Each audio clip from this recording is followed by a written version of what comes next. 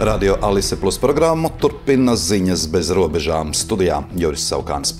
Ziemeļkoreja pēdējā laikā no Krievijas saņem rīsus krietni lielākā apjomā nekā līdz šim. Par to Dienvidkorejas parlamenta izlūkošanas komiteju informējis Seulas izlūkdienests. Pēc laikraksta The Korea Herald skaidrojuma, nodrošinot Maskavai bruņojumu un karavīrus, Phenjana risina savas pārtikas problēmas. Krievijas piegādes nosedz gandrīz pusi no Ziemeļkorejas rīsu deficīta. Vācijas Friedriha Naumana fonds aprēķinājis, ka Ziemeļkoreja iespējams pārdevusi Krievijai ieročus aptuveni $5,5 miljardu vērtībā. Šī summa sastāda 1/4 daļu no valsts iekšzemes koprodukta.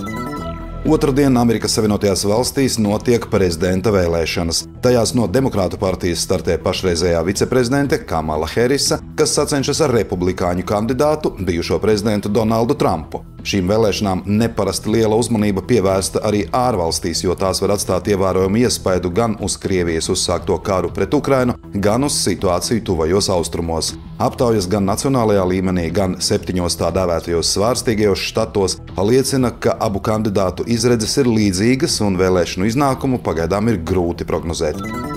Wall Street Journal raksta, ka Irāna plāno kombinētu uzbrukumu Izraēlai. Arābu un Irānas amatpersonas laikrakstam paudušas, ka uzbrukumā varētu būt izmantotas raķetes ar lieljaudas kaujas galviņām un varētu iesaistīties arī Irānas armija. Mūsu armija zaudēja cilvēkus, tādēļ tai ir jāatbild, apgalvojusi kāda Irānas amatpersona, piebilstot, ka uzbrukums, kas varētu būt vērsts pret militāriem mērķiem Izrēlā, būs agresīvāks nekā iepriekšējie uzbrukumi. Pēc šīs amatpersonas teiktā, Irānas atbildes trieciens gaidāms pēc Amerikas Savienoto Valstu prezidenta vēlēšanām, taču pirms janvāra sākumā paredzētās inaugurācijas ceremonijas. Latvijas žurnālistu asociācija un kultūras ministrija Rēzeknē rīkos diskusiju ciklu. Ar nosaukumu Žurnālists un pilsoniskā sabiedrība dezinformācijas laikmetā tas ieplānots 8. novembrī. Diskusiju ciklā plānots pārunāt jautājumus, kas saistīti ar sabiedrības izpratni par mediju vidi un mediju darbību, sabiedrības uzticību medijiem un to saturam.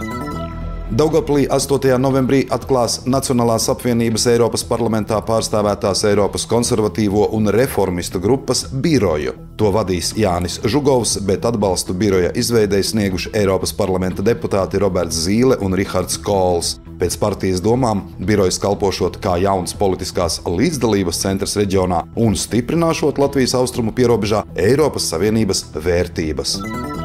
Prēļos 22. novembrī iecerēts reģionālais seminārs. Tajā lauksaimniekus informēs par aktualitātēm nozarē un Latvijas kopējās lauksaimniecības politikas stratēģiskā plāna ieviešanu no 2025. gada. Seminārā piedalīsies zemkopības ministrs Armands Krauze un par lauksaimniecību atbildīgo iestāžu eksperti. Pasākums notiks Prēļu kultūras namā 22. novembrī 10:00.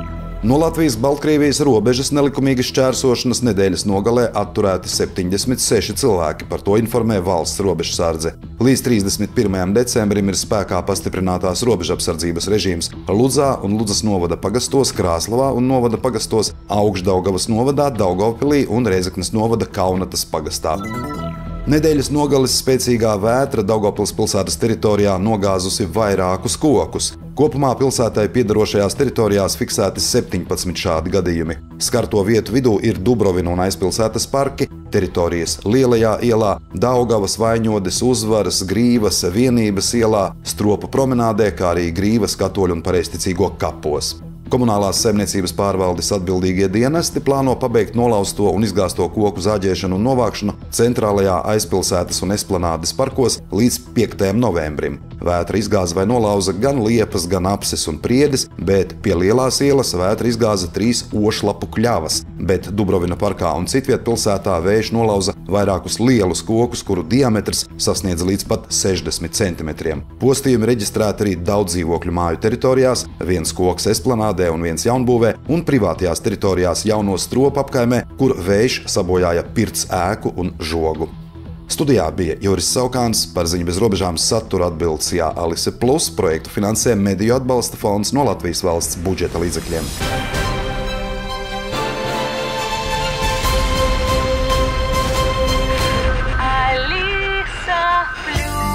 Radio